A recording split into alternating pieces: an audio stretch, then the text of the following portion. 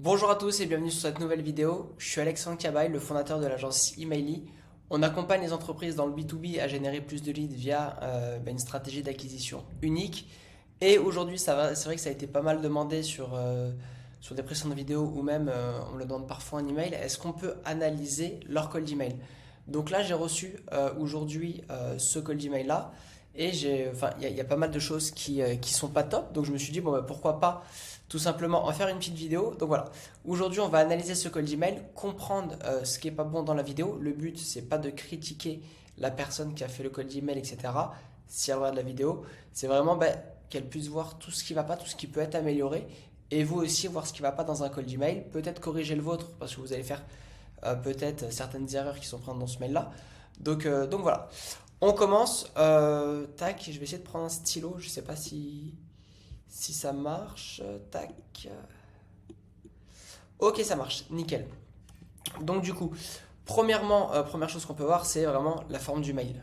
Pas aéré, enfin aucun espace, tout à la ligne, etc. Honnêtement, quand on le voit comme ça donne même pas envie de le lire. Enfin, vraiment, honnêtement, là, si quelqu'un a envie de lire ce mail, qu'il le dise dans les commentaires, parce que là, vraiment, je comprends pas. Voilà. Sachez aussi quand on parle des commentaires qu'en commentaire, je vous mettrai tous les liens uniques. Si vous voulez un audit gratuit, voir un peu ce qui peut être amélioré dans votre prospection, n'hésitez pas à prendre rendez-vous. Il y aura le lien en commentaire. C'est gratuit, ça n'engage à rien. Et aussi, je mettrai toutes les ressources gratuites, nos formations cold email, nos formations LinkedIn, etc. pour que vous puissiez vous-même lancer votre propre stratégie d'acquisition de votre côté. Tout sera en bas en commentaire et accessible gratuitement. Donc vraiment, n'hésitez pas. Voilà. Donc on commence. Première personnalisation du mail, on le voit ici. Bonjour Alexandre. Bon, classique. Cette accroche-là, honnêtement, j'arrive pas à aller jusqu'au bout. Je l'aime pas du tout. Félicitations pour Emaily. Votre expertise en cold emailing est impressionnante. J'aime pas ces phrases d'accroche un peu lèche-bot. Ça sonne trop fake. C'est cramé que c'est de la prospection. Enfin, comme Intent Data, donc un Intent Data, c'est ce qui permet de commencer un mail et de trouver des personnes intéressées par son activité, ou en tout cas qui sont beaucoup plus susceptibles d'acheter ce que vous proposez. Comme Intent Data, je le trouve pas top, quoi. J'aurais plus parlé soit d'un post LinkedIn qu'on a pu mettre, soit d'une présence à un salon, à un événement ou un truc comme ça. Ça aurait été beaucoup plus pertinent, moins lèche-bot et surtout plus honnête parce que là on sait que c'est automatisé et que la personne derrière ne sait même pas ce qu'on fait quoi, réellement. Donc voilà. Première phrase, pourquoi je l'aime pas trop. Ensuite, donc nom de la boîte, nous partageons votre passion pour les messages ultra personnalisés. Bon, c'est cool, on va voir ça. Notre SaaS utilise la méthode DISC et l'IA pour créer des campagnes de cold email qui convertissent. Ok. Alors, première chose qui va pas, si son SaaS sert à créer des campagnes de cold email qui convertissent comme il dit, j'ai du mal à voir comment est-ce qu'un email tourné comme ça dans cette forme-là peut convertir. Honnêtement, voilà. Déjà, prospecter en proposant du cold email, mais en prospectant mal en cold email, c'est se tirer une balle dans le pied. Honnêtement, il n'y a pas pire que ça. Mais avant ça, je voulais revenir sur cette partie-là, la méthode DISC et l'IA. Bon, l'IA, quasiment maintenant tout le monde sait ce que c'est, mais la méthode DISC, qu'est-ce que c'est? À quoi ça sert? Qu'est-ce qu'elle apporte? C'est quoi cette méthode comparée aux autres méthodes d'acquisition ou aux autres méthodes? Enfin, à quoi sert cette méthode? Voilà, vraiment, là c'est trop abstrait. Quand on parle trop technique, trop abstrait, les gens en face, on les perd. On les perd, ils suivent pas, ils arrêtent de nous écouter, ou en l'occurrence, ils arrêtent de nous lire. Donc là, la personne peut encore déconnecter. Votre profil entrepreneurial et votre quête d'efficacité résonnent avec notre offre unique, des emails qui parlent à chacun, augmentant significativement votre taux de conversion. Encore une fois, il y a la répétition des emails qui convertissent. Voilà. Et on repart ici aussi sur une partie un peu lèche-bot. Euh, voilà. Là, je suis pas extrêmement fan. Si on regarde bien aussi, on voit que ici il parle de lui, chez Company Name. Nous, votre passion, notre SaaS, la méthode, etc. pour créer des campagnes, votre profil, votre quête, etc. Notre offre unique. Ouais. C'est vrai qu'on parle beaucoup de lui. Pourquoi est-ce qu'il n'ouvre pas la conversation? Bon, ben voilà, comment se passe l'acquisition, vous, de votre côté? Quelles sont les stratégies que vous avez mises en place pour Company Name ou pour votre entreprise? Vraiment poser une question vraiment pour la discussion parce que là, il fait que parler de lui, ou en tout cas 80% du temps, il parle de lui, de son offre, de ses emails, de ce qu'il partage, de sa passion soi-disant, des trucs comme ça, de son offre. C'est un peu trop agressif pour un email. Vraiment, comment je vois la chose sur l'acquisition, c'est ce... Yes, excusez-moi, petit problème technique, on a été coupé. Du coup, je disais comment est-ce que je vois l'acquisition. C'est vraiment se servir de toute cette partie automatisation pour contacter un maximum de personnes pour ouvrir la discussion.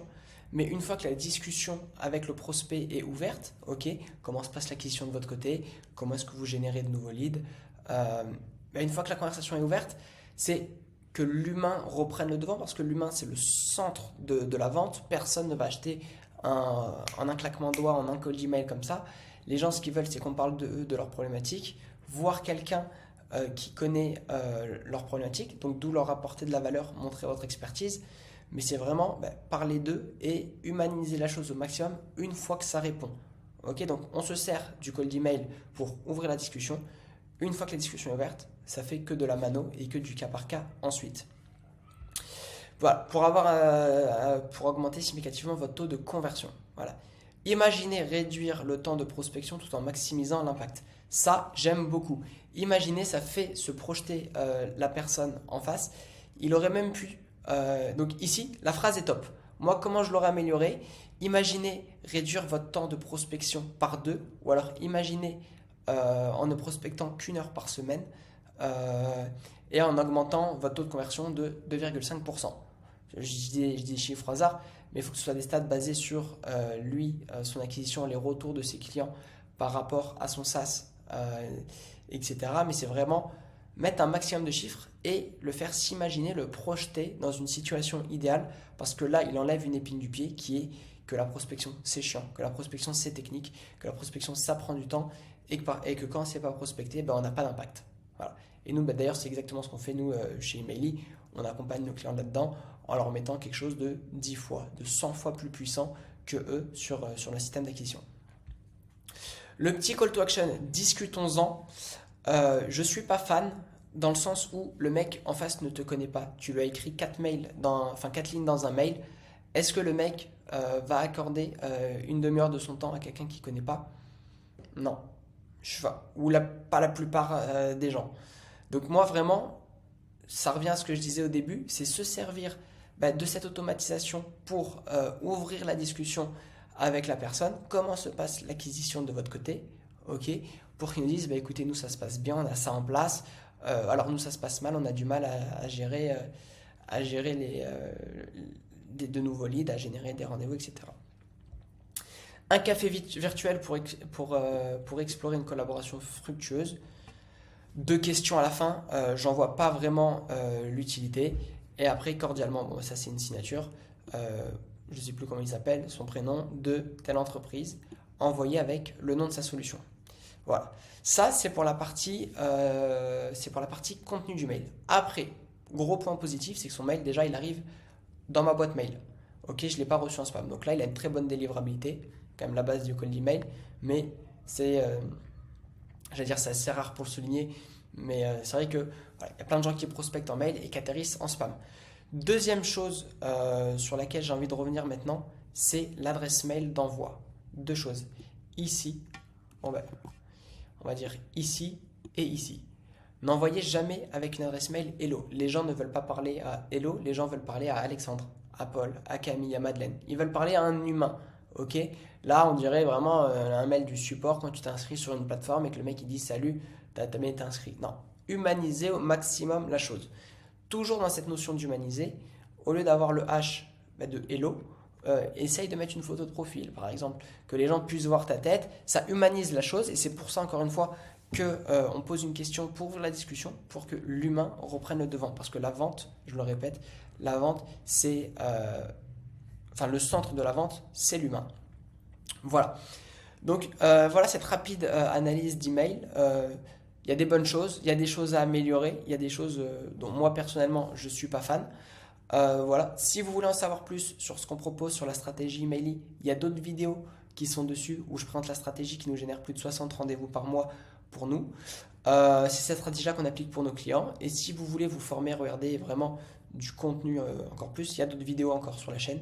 Et pareil en commentaire, il y a plein de ressources gratuites, des lignes magnétiques avec des extensions pour apprendre, enfin pour scraper plus facilement Internet, des formations LinkedIn, des formations mail.